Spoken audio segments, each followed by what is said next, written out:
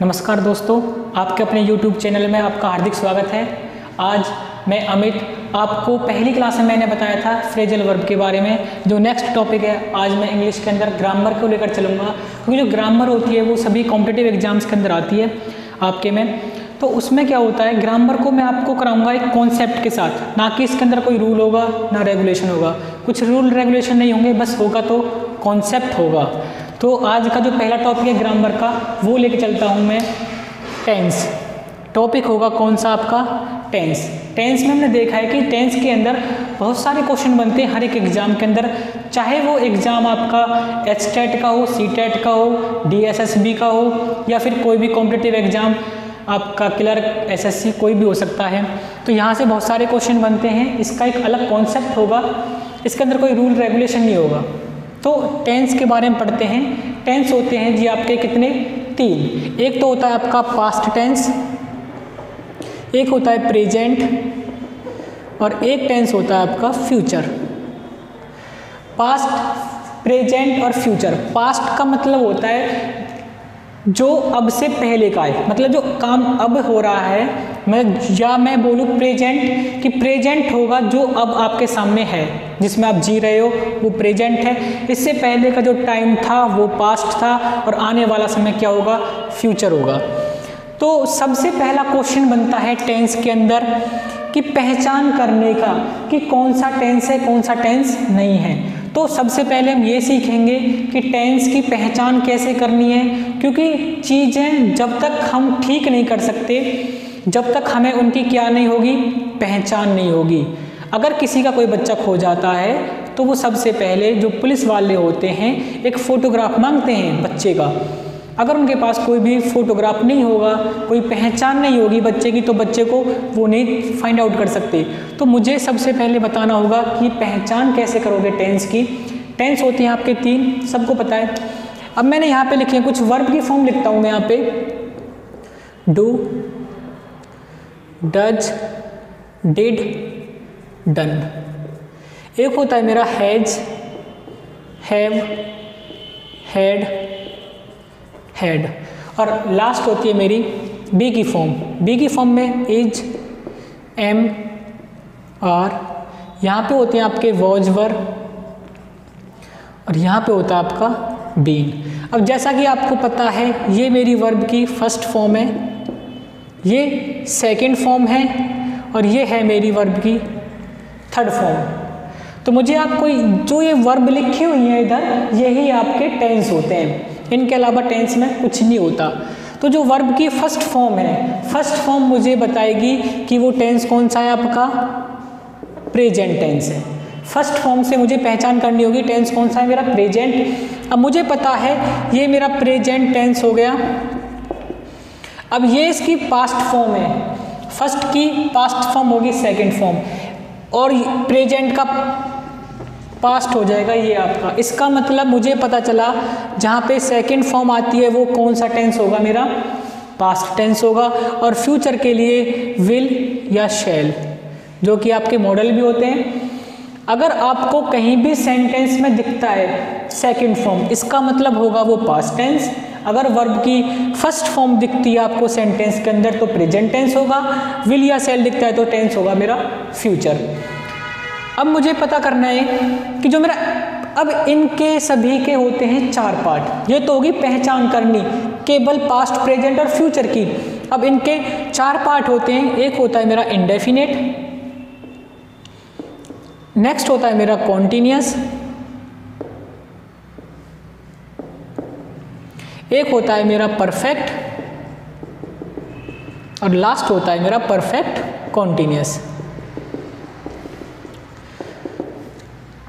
ये चार पार्ट आपके पास्ट के भी होंगे, past indefinite, past continuous, past perfect और पास्ट परफेक्ट कॉन्टिन्यूअस। ऐसे ही प्रेजेंट के भी चार होंगे और फ्यूचर के भी चार होंगे। अब हमें क्या करना होता है इनके अंदर, बुक्स के अंदर देखोगे आप या कहीं पे टीचर पढ़ाते हैं, वो आपको बताएंगे प्रेजेंट इंडेफिनिट, फिर अलग से बताएंगे पास्ट इंडेफिनिट, फिर बताएंगे फ्यूचर इंडेफिनिट, उसके बाद कॉन्टिन्यूस, प्रेजेंट का, पास्ट का कॉन्टिन्यूस, फ्यूचर का कॉन्टिन्यूस। तो हमें उस चक्कर में नहीं पड़ना, और ना ही हमें यहाँ पे ये बताना है कि सब्जेक्ट क्या होगा, वर्ब क्या होगी। सब मतलब स्ट्रक्चर बना देते हैं कि सब्जेक्ट, उसके बाद हेल्पिंग वर्ब आएगी, फिर मेन वर्ब आएगी, इस तरह से फिर ऑब्जेक्ट आएगा, चीज़ें होती हैं। पर एग्जाम में किस तरह से क्वेश्चन पूछता है? पहला क्वेश्चन पूछता है वो आपके टेट एग्जाम के अंदर आता है कि कौन सा टेंस होगा, पहचान आती है, प्रेजेंट होगा, पास्ट का होगा, फ्यूचर का होगा। फिर उसके बाद पहचान करनी होती है इंडेफिनिट होगा, कॉन्टिन्यूस होगा, परफेक्ट होगा या फिर परफेक्ट कॉन्टिन्यूस होगा। तो मैं आपको सीधी सिंपल पहचान बताता हूँ। अगर आपको ये वर्ब दिखती हैं, इसका मतलब टेंस होगा मेरा इंडेफिनिट, मतलब वर्ब की फर्स्ट फॉर्म दिखती है आपको। मैं ये लिख सकता हूं यहाँ पे, पहले इसे आप नोट डाउन कीजिए, फिर मैं इसको इरेज करता हूं। हाँ जी, ये होती है आपकी वर्ब की फर्स्ट फॉर्म, सेकंड फॉर्म और थर्ड फॉर्म। फर्स्ट फॉर्म का मतलब क्या होगा? Present tense. सेकंड फॉर्म का मतलब होगा पास्ट टेंस। और थर्ड फॉर्म में जो यूज करनी होती है आपके परफेक्ट टेंस के अंदर। तो मैं यहाँ से ये इरेज करता हूँ। तो हमको इसके अंदर कोई स्ट्रक्चर नहीं पढ़ना, कोई फॉर्मूला नहीं पढ़ना, और ना ही हमें पढ़ना है एक तो पहचान करनी, फिर उसके अंदर किस तरह से वो एरर पूछता है। तो इंडेफिनेट और कॉन्टिन्यूस, हमको केवल ये दो टेंस पढ़ने हैं। दोनों को साथ लेकर चलूँगा क्योंकि दोनों एक दूसरे से जुड़े हुए हैं, इतना भी नहीं, पर आपको समझ में आ जाएगा किस तरह से। दोनों को साथ लेकर चलोगे तो सब चीज़ें क्लियर हो जाएंगी, इंडेफिनेट और कॉन्टिन्यूस। अब इंडेफिनेट और कॉन्टिन्यूस में आपको प्रेजेंट का इंडेफिनेट नहीं बताऊंगा, पास्ट का नहीं बताऊंगा, फ्यूचर का नहीं बताऊंगा, ना ही मैं इस तरह से आपको कॉन्टिन्यूस के बारे में बताऊंगा, सबका अलग अलग। क्योंकि मुझे केवल पता करना है इंडेफिनेट का मतलब क्या होगा और कॉन्टिन्यूस का मतलब क्या होगा। इसके अंदर हम कॉन्सेप्ट से करेंगे चीज़ों को, उसमें हमें यही देखना है कि कब वो इंडेफिनेट होगा, कब वो कॉन्टिन्यूस होगा।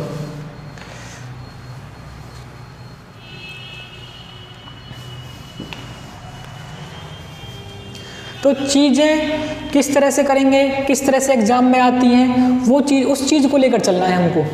तो सबसे पहले मैंने यहाँ पे लिख दिया टेंस। टेंस जो होते हैं वो टाइम को रेफर करते हैं। इसके अंदर हमें क्या करना है, वर्ब चेंज होती है, ना कि टाइम चेंज होता है पहला। क्योंकि टाइम तो आज तक किसी पे भी चेंज नहीं हुआ। आपने देखा होगा, रामायण देखिए, महाभारत देखिए, स्वयं कृष्ण भगवान पे भी टाइम को चेंज नहीं कर पाई। अगर टाइम चेंज वो कर सकते थे तो शायद आज महाभारत और रामायण जैसे महायुद्ध नहीं होते। तो इसलिए मुझे देखना है इसके अंदर टाइम कभी भी आपका चेंज नहीं होता। टाइम के अकॉर्डिंग क्या चेंज करना पड़ता है, मुझे वर्ब चेंज करनी होती है। तो मुझे इसके अंदर देखना है, अगर टाइम मेरा दो तरह का होगा। या तो टाइम होगा फिक्स का मतलब होता है परमानेंट, फिक्स है, या फिर वो टाइम कैसा है, बार बार रिपीट होता है। तो टेंस होगा मेरा इंडेफिनिट। कौन सा होगा जी? इंडेफिनिट। अगर टाइम मेरा फिक्स है या उसके अंदर रिपीटेशन है, बार बार चीज़ रिपीट हो रही है, तो टेंस होगा मेरा इंडेफिनिट। अगर टाइम आपका टेम्पोरेरी है, मतलब फिक्स नहीं है, ये टाइम आपका फिक्स भी नहीं है, परमानेंट भी नहीं है। फिक्स का मतलब, परमानेंट का मतलब है जो चीज़ है वैसी ही रहेगी आगे भी, ये हो गया फिक्स का मतलब। अगर चीज़ चेंज होती है, इसका मतलब वो फिक्स नहीं है, फिर वो टेम्परेरी होगी। और टेम्परेरी में जो टेंस होगा आपका वो होगा कॉन्टिन्यूस। आइए, अब जो वर्ब की फर्स्ट फॉर्म होती है, इंडेफिनेट के अंदर मुझे वर्ब की फर्स्ट फॉर्म लगानी है, सेकंड फॉर्म लगानी है, या फिर विल शैल की बात होगी। अगर टेंस के अंदर, सेंटेंस के अंदर वर्ब की फर्स्ट फॉर्म आती है, इसका मतलब वो टेंस आपका होगा इंडेफिनेट। इंडेफिनेट में वर्ब की फर्स्ट फॉर्म किस में आती है, मैंने भी बताया था, पास्ट। एक तो होता है पास्ट, प्रेजेंट और फ्यूचर। अगर आपको वर्ब की फर्स्ट फॉर्म दिखती है तो प्रेजेंट टेंस होगा, और आपको सेकंड फॉर्म दिखती है तो पास्ट टेंस होगा, और विल या शैल दिखते हैं तो आपका फ्यूचर टेंस होगा जी। तो वर्ब की फर्स्ट फॉर्म आती है मेरी प्रेजेंट टेंस में, इसका मतलब प्रेजेंट इंडेफिनिट होगा। सेकंड फॉर्म आती है मेरी पास्ट में, इसका मतलब पास्ट इंडेफिनिट होगा। विल सेल आते हैं मेरे फ्यूचर में, इसका मतलब फ्यूचर इंडेफिनिट होगा। इतना क्लियर। इसी तरह से ये तब होगा जब टाइम मेरा फिक्स या रिपीट होगा। फिक्स है या बार बार रिपीट हो रहा है तो मैं इंडेफिनिट लगाऊंगा। अब वो डिपेंड करता है, प्रेजेंट का है तो फर्स्ट फॉर्म आएगी, पास्ट का है तो सेकंड फॉर्म, और विल सेल है तो फ्यूचर का है तो ये आ जाएगा। अब चलते हैं कॉन्टिन्यूस के ऊपर। कॉन्टिन्यूस का मतलब होता है बी की फॉर्म प्लस में वर्ब की फर्स्ट फॉर्म के साथ आईएनजी, ये होता है जी कॉन्टिन्यूस का मतलब। कई बार हमने देखा है, बहुत बोलते भी हैं बताते भी हैं कि वर्ब की फर्स्ट फॉर्म के साथ आईएनजी ये हमारा कॉन्टिन्यूस होता है। बिल्कुल भी ये कॉन्टिन्यूस नहीं होता। अगर ये कॉन्टिन्यूस होता है तो फिर जीरेंड क्या होता है या प्रेजेंट पार्टिसिपल क्या होता है। जो ये होगा ये मेरा या तो जीरेंड होगा या फिर प्रेजेंट पार्टिसिपल होगा। ये हो सकता है, ये नहीं हो सकता क्योंकि इसके पहले बी की फॉर्म नहीं है। ये होगा बी की फॉर्म प्लस में वर्ब की फर्स्ट फॉर्म के साथ आईएनजी होगी तो वो मेरा क्या होगा, कॉन्टिन्यूस होगा, अदरवाइज कॉन्टिन्यूस नहीं होगा। अब जीरेंड और प्रेजेंट पार्टिसिपल ये आपके एस टेट में, सी टेट में, इनमें बहुत ज़्यादा पूछे जाते हैं। यूपी पीआरटी में इस तरह से पीआरटी लेवल पे, टीजीटी पीजीटी लेवल पे क्वेश्चन बनता है और इस बार बना भी है। तो ये बात करेंगे हम, तब इसका चैप्टर चलेगा नॉन फाइनाइट का, उसमें करेंगे। तो आगे इसमें क्या है कि जब बी की फॉर्म प्लस में वर्ब की फर्स्ट फॉर्म के साथ आईएनजी आएगी तो ही टेंस क्या होगा मेरा, कॉन्टिन्यूस होगा। अब मैंने आपको यहाँ पे बताया था बी की फॉर्म क्या होती है। बी की form is, am, are, was were और बीन, और एक होती है बीइंग। ये होती हैं, इनका मतलब होता है बी की फॉर्म, ये वर्ब की फर्स्ट फॉर्म, ये सेकंड फॉर्म, ये थर्ड फॉर्म, और इसको आईएनजी फॉर्म भी बोल देते थे, तो इस वजह से ही हो जाएगी आईएनजी फॉर्म। तो वर्ब की फर्स्ट फॉर्म आएगी इसमें। वर्ब की फर्स्ट फॉर्म का मतलब क्या होता है, प्रेजेंट, इसका मतलब प्रेजेंट कॉन्टिन्यूस होगा। सेकंड फॉर्म आई किसकी, बी की सेकंड फॉर्म, वॉज वर, इसका मतलब पास्ट कॉन्टिन्यूस होगा। और जहाँ पे विल या शैल और इनके बाद बी आ जाए खुद, तो इसका मतलब फ्यूचर कॉन्टिन्यूस होगा। तो आपको बस दो ही चीज़ें याद रखनी है इसके अंदर। अगर टाइम आपका फिक्स या रिपीट होता है बार बार तो इसका मतलब टेंस होगा मेरा इंडेफिनिट। अगर टाइम आपका टेम्परेरी है तो टेंस होगा मेरा कॉन्टिन्यूस, और कॉन्टिन्यूस का मतलब होता है बी प्लस में वर्ब की फर्स्ट फॉर्म के साथ आईएनजी। इतना क्लियर। अब चलते हैं सेंटेंस लेकर, क्योंकि चीज़ें सेंटेंस से ज़्यादा समझ में आएंगी। तो सेंटेंस लेंगे और सेंटेंस के ऊपर क्वेश्चन करेंगे यहाँ पे। तब तक आप इसे नोट कीजिए।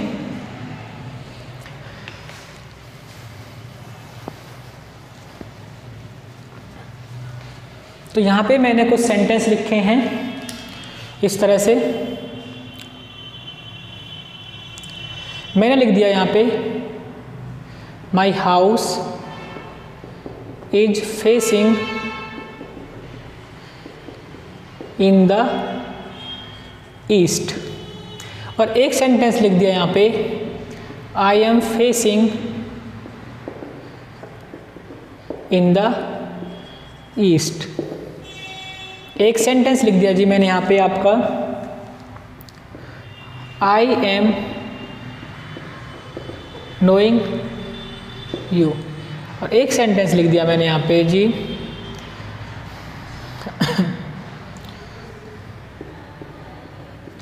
Rahul sir is teaching GS now. और एक सेंटेंस आ गया आपका, I am standing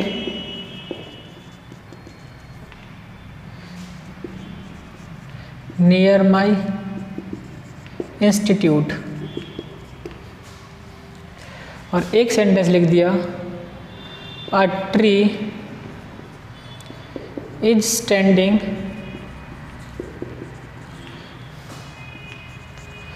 near by institute. ये आपके सामने कुछ सेंटेंसेज हैं और मुझे पता करना है कि सबसे पहले मुझे पता करना है कि टेंस कौन सा है।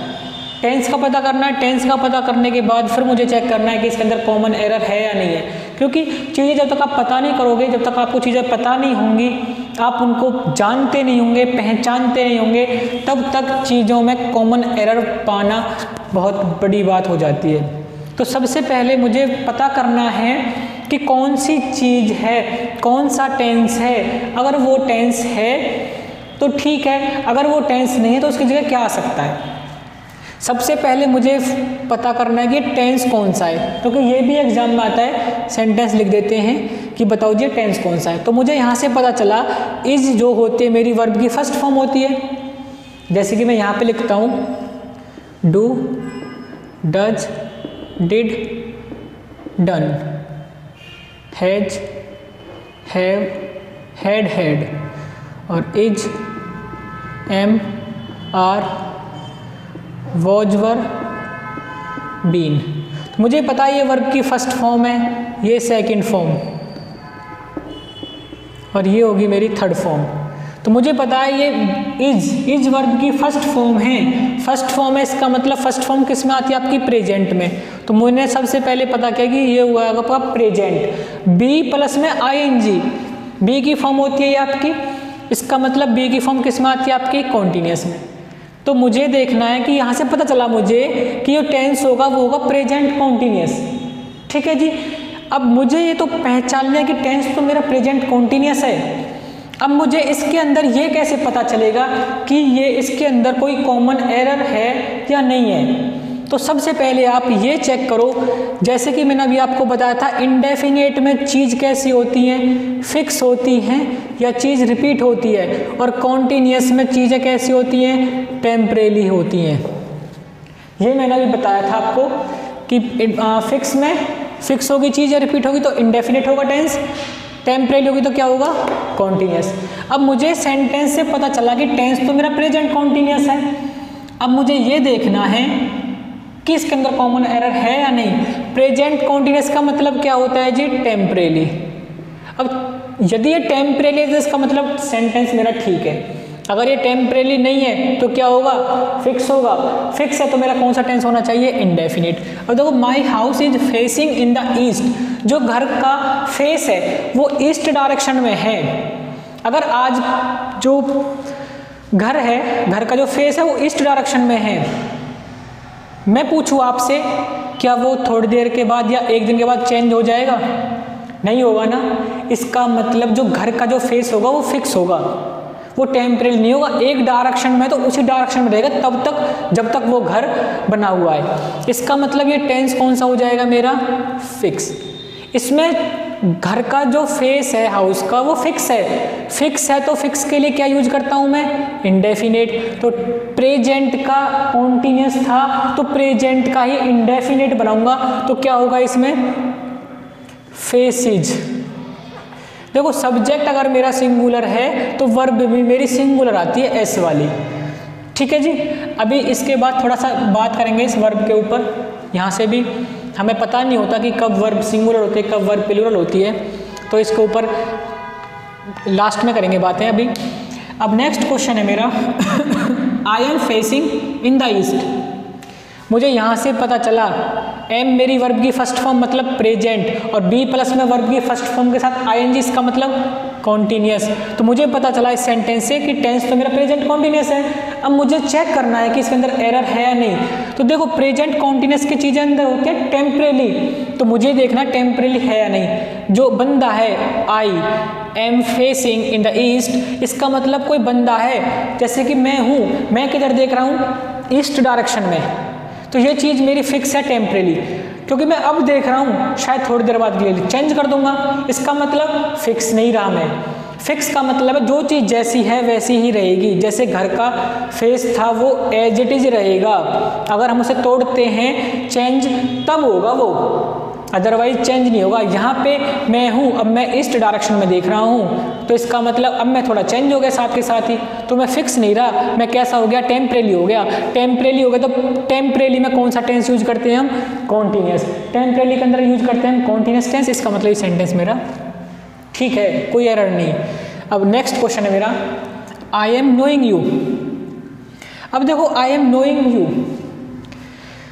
यहां से मुझे पता चला टेंस है मेरा प्रेजेंट कॉन्टिन्यूअस, पर जो ये वर्ब है नो, नो का मतलब क्या होता है, नो का मतलब होता है जानना। अब मुझे देखना है कि नो वर्ड मेरा फिक्स है या फिर टेम्परेरी है। जो नो होगा वो मेरा कैसा वर्ड होता है, फिक्स वर्ड होता है, क्योंकि नो के अंदर हम अगर किसी बंदे को जानते हैं तो ये बात अपने आप में फिक्स होती है। अगर मैं मोदी जी को जानता हूँ तो जानता हूँ, फिक्स हुआ। ये थोड़ी ना अब जानता हूँ 5 मिनट बाद नहीं जानूंगा, 1 घंटे बाद भूल जाऊंगा। मानते हो नहीं मानते? तो इस तरह से जो नो होगा वो मेरा कैसा होगा, फिक्स वर्ड होगा। जब नो मेरा फिक्स है तो ये टेंस प्रेजेंट कॉन्टिन्यूअस ना होकर क्या हो जाएगा मेरा, इंडेफिनिट, क्योंकि फिक्स चीज़ तो इंडेफिनिट में आती है। इस वजह से क्या हो जाएगा, आई नो यू। ठीक है जी, अब चलते हैं नेक्स्ट सेंटेंस पे। Rahul sir is teaching GS now. अब यहाँ से मुझे पता चला प्रेजेंट कॉन्टिन्यूअस टेंस हुआ मेरा। अब इसके बाद मुझे देखना है, नाउ का मतलब होता है अब, ये मेरा टाइमिंग वर्ड है। अब मुझे बता रहा है कि राहुल सर अब पढ़ा रहे हैं जीएस, इसका मतलब अब पढ़ा रहे हैं। जबकि टेम्परेरी में क्या होता है आपका, प्रेजेंट कॉन्टिन्यूअस में होता है आपका टेम्परेरी, और टेम्परेरी सर पढ़ा रहे हैं यहाँ पे, अब पढ़ा रहे हैं, थोड़ी देर बाद नहीं पढ़ाएंगे, शायद उसके बाद 5 मिनट बाद पढ़ाने लगे। इसका मतलब यहाँ पे चीज़ है कैसी है मेरी, टेम्परेरी है। टेम्परेरी तो सेंटेंस कैसा होगा मेरा, बिल्कुल ठीक होगा। यहाँ पे चलता हूँ मैं, आई am standing near my institute. अब देखो यहाँ से पता चला प्रेजेंट कॉन्टिन्यूअस, और प्रेजेंट कॉन्टिन्यूअस में चीज़ें होती हैं आपकी टेम्परेरी। अब एक बंदा है वो कहाँ पे खड़ा है, इंस्टीट्यूट के पास में खड़ा है, इसका मतलब टेम्परेरी खड़ा है। टेम्परेरी खड़ा है तो सेंटेंस मेरा ठीक है। यहाँ पे कहा अ tree is standing near my institute. अब ट्री है पेड़, यहाँ से मुझे पता चला इज स्टैंडिंग से कि जो टेंस है वो मेरा प्रेजेंट कॉन्टिन्यूअस है। और प्रेजेंट कॉन्टिन्यूअस में चीज़ कैसे होती है, हाँ जी कैसे होती है चीज़, बिल्कुल टेम्परेरी होती है। बिल्कुल सही कहा, टेम्परेरी होती है। पर जो पेड़ है वो पेड़ क्या टेम्परेरी खड़ा होगा, ऐसा तो नहीं है कि आज तो इस दरवाजे पे खड़ा है और अगले दिन किसी और दरवाजे पे, लड़ाई झगड़े हो जाते हैं ऐसे, इन बातों में नहीं रखा कुछ भी। तो अ ट्री कैसा होगा मेरा, फिक्स हुआ, बिल्कुल सही का फिक्स हुआ। फिक्स है तो मेरा टेंस कौन सा होगा, इंडेफिनिट। तो क्या आ जाएगा, स्टैंड। सब्जेक्ट कैसा है मेरा, सिंगुलर, तो वर्ब कैसी होनी चाहिए, सिंगुलर, मतलब S, stands. A tree stands near my institute. तो इस तरह से आपके 5-6 क्वेश्चन थे जिनके अंदर मैंने आपको बस यही बताया कॉन्सेप्ट कि इंडेफिनेट हो, इंडेफिनेट का मतलब होगा फिक्स या रिपीटिशन। अगर टेंस या टाइम मेरा फिक्स है या बार बार रिपीट हो रहा है तो वो होगा आपका इंडेफिनेट।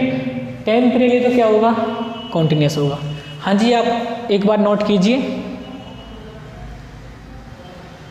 अब बात करता हूँ मैं रिपीटेशन के ऊपर, शायद इसमें एक भी एग्जांपल नहीं आया रिपीटेशन का, तो रिपीटेशन के ऊपर बात करता हूँ कि रिपीटेशन का पता कैसे चलेगा। जैसे कि मैंने एक सेंटेंस लिख दिया बोर्ड पर the sun rises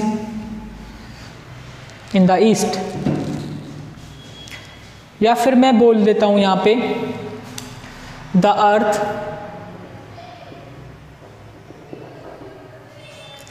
moves around the sun. ये सेंटेंस लिख दिया मैंने। अब जो ये चीज है अर्थ किसके, अब मुझे यहां देखो ये मेरी क्या है, वर्ब की फर्स्ट फॉर्म, मूव वर्ब की फर्स्ट फॉर्म है। फर्स्ट फॉर्म का मतलब क्या हो जाएगा, प्रेजेंट इंडेफिनिट। तो सबसे पहले मैंने टेस्ट किया इसमें कि जो टेंस है मेरा या सेंटेंस है वो है मेरा प्रेजेंट इंडेफिनिट। अब प्रेजेंट इंडेफिनिट में चीज होती है फिक्स या फिर रिपीट होती है। अब जो अर्थ है, अब ये हो गया सन, सन हो गया ये, अब ये होगी अर्थ। तो अर्थ क्या कर रही है, सन के चारों चक्कर काटती है। तो ये देखो इसमें चीज़ें रिपीट नहीं हो रही बार बार, वही चक्कर, यहाँ से चली वहीं पे घूम के आ गई, फिर चली वहीं पे। तो ये चीज़ें क्या है इसके अंदर, रिपीटेशन है कि नहीं। जहाँ पे रिपीटेशन की बात आए तो टेंस कौन सा होगा मेरा, इंडेफिनिट, इस वजह से सेंटेंस मेरा ठीक है। और अर्थ मेरी कैसी है, सिंगुलर, तो वर्ब भी कैसी होनी चाहिए, सिंगुलर, यानी कि एस वाली। तो एक टॉपिक आता है आपका सब्जेक्ट वर्ब एग्रीमेंट। तो सब्जेक्ट वर्ब एग्रीमेंट के अंदर कोई टॉपिक नहीं होता, सब्जेक्ट वर्ब एग्रीमेंट बुक्स के अंदर मिलेगा आपको, सब्जेक्ट वर्ब एग्रीमेंट कोई टॉपिक नहीं होता। हालांकि मैं आपको उसके बारे में बताऊं थोड़ा सा कि जो सब्जेक्ट वर्ब एग्रीमेंट ये कोई टॉपिक नहीं है। इसके अंदर क्या है कि नाउन से, टेंस से, आपके आर्टिकल से, एडजेक्टिव, एडवर्ब, इनसे क्वेश्चन उठा के इसके अंदर डाल दिए, कह दिया कि इसके अंदर से कॉमनर आते हैं आपके, ऐसा कुछ नहीं है। तो मैं आपसे पूछा एग्रीमेंट, एग्री का मतलब क्या होता है, सहमत होना। और आप जानते हो एग्रीमेंट होता है दो पार्टियों के बीच में, ये होगी एक पार्टी, ये होगी दूसरी पार्टी, ठीक है जी। अब जब हम जमीन खरीदते हैं या बेचते हैं तो तब जाके एग्रीमेंट होता है दोनों के बीच में। तो जो कंडीशन इस बंदे के लिए है, मान लो ये बंदा हो गया ए और ये हो गया बी, जो कंडीशन इसके लिए है वही कंडीशन इसके लिए होंगी, तभी तो जाके एग्रीमेंट होगा। तो वही है आपका सब्जेक्ट वर्ब एग्रीमेंट की सब्जेक्ट के साथ वर्ब का क्या एग्रीमेंट हुआ है। मतलब अगर सब्जेक्ट मेरा सिंगुलर है तो वर्ब भी मेरी कैसी होगी, सिंगुलर होगी, और सब्जेक्ट प्लूरल है तो वर्ब भी कैसी होगी, प्लूरल होगी, क्योंकि कंडीशन दोनों के लिए सेम होनी चाहिए। यही होता है आपका सब्जेक्ट वर्ब एग्रीमेंट। इसमें हमें केवल ये देखना होता है सब्जेक्ट के अकॉर्डिंग वर्ब लगानी होती है सॉरी, कि सब्जेक्ट हमारा सिंगुलर तो वर्ब भी सिंगुलर आएगी, सब्जेक्ट प्लूरल तो वर्ब भी प्लूरल आएगी। अब मैं बात करता हूँ वर्ब की, क्योंकि आप इसमें देख रहे होंगे कि कब मुझे एस लगाना है, कब मुझे एस नहीं लगाना, ये डिपेंड करता है सब्जेक्ट के ऊपर। देखो अगर नाउन के साथ आप एस या एस सफिक्स करते हो, मतलब जोड़ते हो, तो जो मेरा बनेगा वो प्लूरल बनता है। मैंने एग्जाम्पल ले लिया बॉय, सिंगुलर होता है, इसके साथ मैंने एस ऐड किया, सफिक्स किया, इसका मतलब बन गया बॉयज, ये क्या होगा मेरा प्लूरल। अगर मैं वर्ब के साथ एस या एस सफिक्स करता हूँ, इसका मतलब जो वर्ब बनेगी वो मेरी सिंगुलर बनेगी। जैसे कि मैंने ले लिया यहाँ पे गो और इसके साथ मैंने ई एस ऐड किया, सफिक्स किया, इसका बन गया गोज। इसका मतलब जिस वर्ब के पीछे एस होगा वो वर्ब क्या होगी, मेरी सिंगुलर होगी। या फिर मैं आपको ऐसे बताऊं कि जो वर्ब की फर्स्ट फॉर्म होती है गो, या फिर मैंने यहाँ पे डू डज लिखे हुए हैं, वॉज वर लिखे हुए हैं, यहीं से मैं एग्जांपल लेता हूँ आपका कि ये तो हो गया मेरा डू और ये हो गया मेरा डज, ये दोनों वर्ब की फर्स्ट फॉर्म हैं। पर जो ये वर्ब है मेरी एस वाली, ये मेरी सिंगुलर फॉर्म है, ये मेरी प्लूरल फॉर्म है। ऐसे ही मेरा हो गया वॉज वर, ये मेरी सिंगुलर फॉर्म है जिसके पीछे एस लग रहा है, ये मेरी प्लूरल फॉर्म है। ऐसे होता है आपका हैज हैव, ये दोनों वर्ब की फर्स्ट फॉर्म, ये एस से तो मतलब सिंगुलर, ये नहीं है एस, विदाउट एस तो इसका मतलब प्लूरल। जिस वर्ब के पीछे एस लगा होगा इसका मतलब वो वर्ब कैसी होगी, सिंगुलर होगी। अब मैं चलता हूँ द अर्थ, अर्थ कैसे मेरी सिंगुलर, तो वर्ब भी सिंगुलर होनी चाहिए एस वाली। आए जी समझ में। तो ये जो मैंने अभी पिछले क्वेश्चन लिखे हैं, 5-6 क्वेश्चन लिखे थे, आप उसमें चेक कर सकते हो, कहीं पे फेसिस आया था, कहीं पे स्टैंड्स आया था, वो डिपेंड करता है सब्जेक्ट के ऊपर। अगर सब्जेक्ट मेरा प्लूरल होता तो वर्ब भी मेरी कैसी होती, प्लूरल होती। ठीक है जी। अब मैं इसमें आपको रूल, जो बुक्स के अंदर रूल लिखे होते हैं उन रूल्स को लेकर एक कॉन्सेप्ट तैयार करता हूँ। जो कॉन्सेप्ट है इसका, जो मैंने आपको अभी बताया है कि जो इंडेफिनेट है तो टेंस कैसा होगा मेरा, फिक्स होगा। टाइम जो होगा मेरा फिक्स है, रिपीट हो रहा है बार बार, तो इसका मतलब टेंस कैसा होगा मेरा, इंडेफिनेट। अगर टाइम मेरा टेम्परेरी है, इसका मतलब टेंस कैसा होगा मेरा, कॉन्टिन्यूस होगा। तो यहाँ पे कुछ बुक्स के अंदर रूल लिखे होते हैं कि कहीं पे आपको never, daily, everyday, always, rarely, बेयरली, frequency, hardly, scarcely.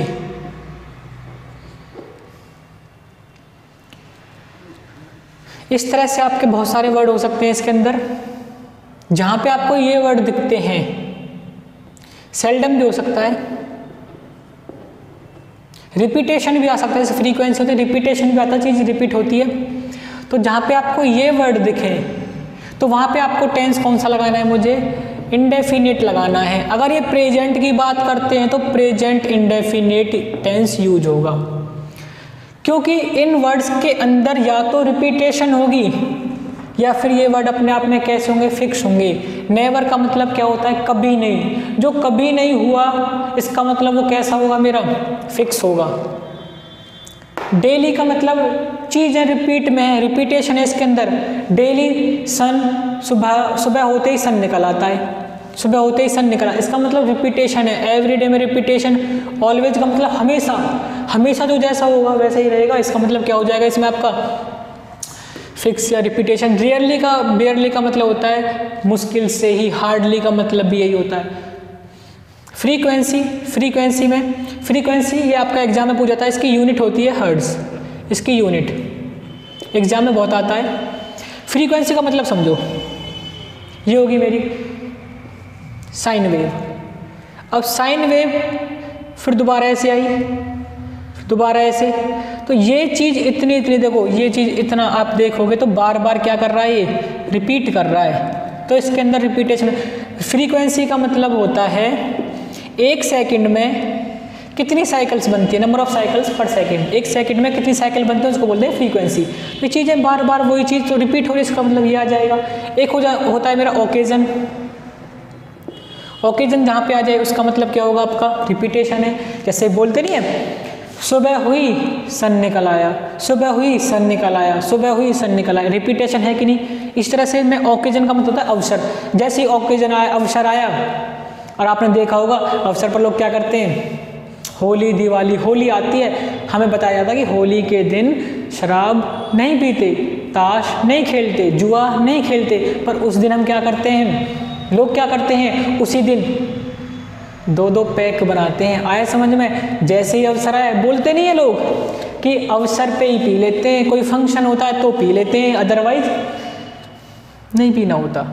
तो लोग क्या करते हैं, जैसे ही सुबह हुई सन निकल के आया, सुबह हुई सन निकल के आया, सुबह हुई सन निकल के आया, उसी तरह अवसर आया पीने बैठ गए, अवसर आया पीने बैठ गए, अवसर आया पीने बैठ गए। तो चीज़ों के अंदर क्या है, रिपीटेशन। तो ये वर्ड हैं जो आपके फिक्स हैं या फिर रिपीटेशन है इनके अंदर। तो यही वर्ड ना होके और बहुत सारे वर्ड हो सकते हैं जिनके अंदर रिपीटेशन भी हो सकती है या फिक्स हो सकते हैं। तो ये चीज़ें आपको पहचाननी है। ये तो रूल लिखा होता है, रूल कुछ नहीं है, वो ये आपका कॉन्सेप्ट फिक्स या रिपीटेशन का। तो इस वजह से इनके साथ टेंस कौन सा होगा, मेरा प्रेजेंट इंडेफिनिट। तो इसी तरह मैं बात करता हूँ यहाँ पे, आपको और बहुत सारे वर्ड मिलेंगे देखने के लिए। एक मिलता है येस्टरडे और एक मिलता है लास्ट, और कोई डेट आ जाती है, ईयर होता है 1947, या फिर it is time, it is high time, या इट इज़ अबाउट टाइम।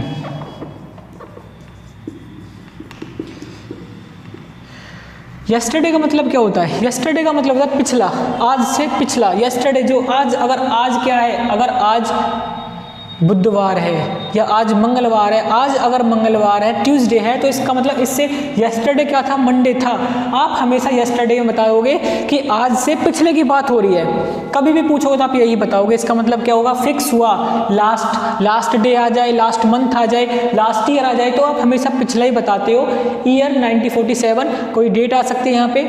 तो 1947 में क्या हुआ था, भारत आज़ाद हुआ था। 1948 में किसी ने महात्मा गांधी से पूछा मरने से पहले कि बताओ गांधी जी, महात्मा गांधी जी ये बताओ कि भारत कब आज़ाद हुआ, तो उन्होंने कहा 1947 में। और आज मैं आपसे पूछता हूँ कि ये बताओ भारत कब आज़ाद हुआ, तो आप भी क्या बताओगे, 1947। इसका मतलब ये जब भी बात होगी कि भारत कब आज़ाद हुआ तो आप हमेशा ये ही बताओगे। तो ये अपने आप में क्या हुआ, फिक्स। ऐसे it is time, it is high time, it is about time, ये वर्ड भी क्या होते हैं मेरे, फिक्स होते हैं। इट इज़ टाइम का मतलब है कि वो बात तो अब की कर रहा है। जैसे कि मैंने कहा, मान लो किसी का कोई एग्ज़ाम है, इस बंदे का एग्ज़ाम है और इसको ये बंदा बोलता है कि भाई पेपर की तैयारी कर ले। इसने कहा ठीक है कर लूँगा। इसने तैयारी अच्छे से नहीं की, फेल हो गया। फेल होने के बाद अब दोबारा वही फॉर्म निकलता है, उसी फॉर्म का, उसी कॉम्पिटिटिव एग्जाम का कोई पेपर आता है, तो ये बंदा फिर वही उसी कंडीशन में आ जाती है बातें। ये फिर कहता है कि भाई यही वो समय है जब तुझे क्या करनी थी, तैयारी करनी थी। चाहे वो कभी भी इसके सामने जब भी वो बात आएगी तो ये बंदा यही बोलेगा, भाई यही वो समय है जब तुझे तैयारी करनी थी। इसका मतलब ये मेरे क्या होते हैं, फिक्स होते हैं। और बात करते हैं किसकी, पास्ट की। ये वर्ड मेरा यस्टरडे किसकी बता रहा है, पास्ट की। ये भी पास्ट, ये सब पास्ट की बातें करते हैं। इसका मतलब यहाँ पे पास्ट का मतलब देखो, एक तो फिक्स है चीज़, फिक्स है तो मतलब इंडेफिनेट आएगा। अब बात कर रहे हैं किसकी, पास्ट की, इस वजह से क्या आ जाएगा आपका, पास्ट इंडेफिनेट। और पास्ट इंडेफिनेट का मतलब सेकंड फॉर्म, प्रेजेंट इंडेफिनेट का मतलब फर्स्ट फॉर्म। क्लियर, ये चीज़ें नोट कीजिए।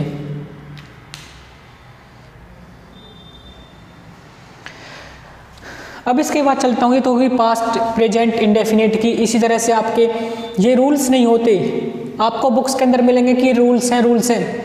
रूल्स नहीं है ये कुछ भी, ये तो आपका कॉन्सेप्ट है। मैंने आपको इसी चीज़ को, आपके जो रूल्स मानते हो, इन्हीं को मैंने कॉन्सेप्ट से जोड़ दिया।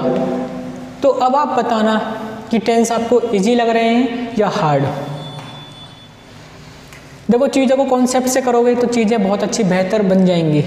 अगर आप इन चीज़ों को रूल बना के करोगे कि ये तो रूल होते हैं, इस तरह से करना है, तो रूल से चीज़ें ज़्यादा देर तक याद नहीं रहती हैं, हम भूल जाते हैं उनको।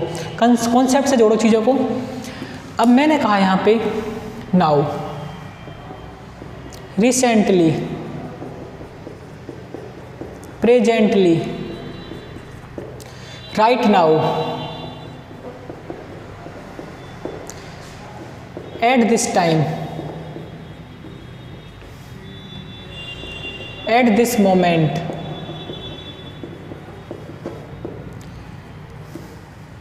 these days, while। तो ऐसे बहुत सारे वर्ड हो सकते हैं। अब देखो, नाउ का मतलब क्या होगा, अब, रिसेंटली अभी, presently right now, at this time इस समय, इस क्षण, इन दिनों। ये तो ये जो वर्ड हैं आपके अब की बात कर रहे हैं, अब की बात कर रहे हैं, इसका मतलब प्रेजेंट टेंस होगा। और देखो ये वर्ड कैसे हैं अपने आप में, फिक्स या टेम्परेरी। अब, नाउ का मतलब होता है अब, आई एम टीचिंग नाउ, मैं अब पढ़ा रहा हूं, इसका मतलब फिक्स हुआ या परमानेंट या फिर temporary. I am teaching now, इसका मतलब मैंने, देखो ये हुआ मेरा टेम्परेरी, क्योंकि नहीं पढ़ा रहा।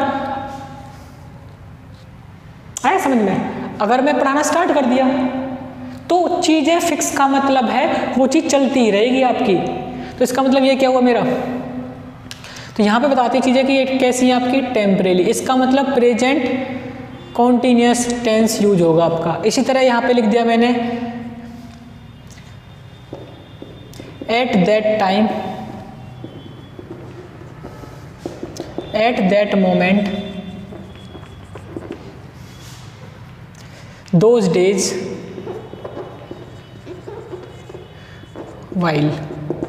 तो ये भी मेरे कैसे होते हैं, टेम्परेरी होते हैं। और ये बातें करते हैं पास्ट की, एट दैट टाइम, उस समय, उस क्षण, उन दिनों। तो ये मेरी बातें करते हैं किसकी, पास्ट की, इस वजह से पास्ट होगा। और ये होती है अपने आप में टेम्परेरी, इसका मतलब कॉन्टिन्यूअस। तो जब आपको ये चीज़ें दिखाई दें तो टेंस होगा मेरा पास्ट कॉन्टिन्यूअस, ये दिखाई दे इसका मतलब प्रेजेंट कॉन्टिन्यूअस। तो आपके रूल वगैरह कुछ भी ना हो के क्या होते हैं, आपके कॉन्सेप्ट जुड़े हुए हैं फिक्स या फिर टेम्परेरी। तो ये था मेरी आज की इस वीडियो के अंदर, जिसमें मैंने आपको टेंस में इंडेफिनिट बताया और कॉन्टिन्यूअस बताया। अभी इन्हीं के अंदर कुछ और वर्ड हैं आपके, तो अगली वीडियो के अंदर इससे आगे क्या होता है वो चलते हैं, वो देखेंगे। तो ये था इसका पार्ट 1। और पार्ट 2 में क्या आता है आपको वो देखना है। तो हो गया नोट ये, ठीक है। Thank you watching for us. So इसे सब्सक्राइब करें, लाइक करें और ज़्यादा से ज़्यादा शेयर करें। Thank you.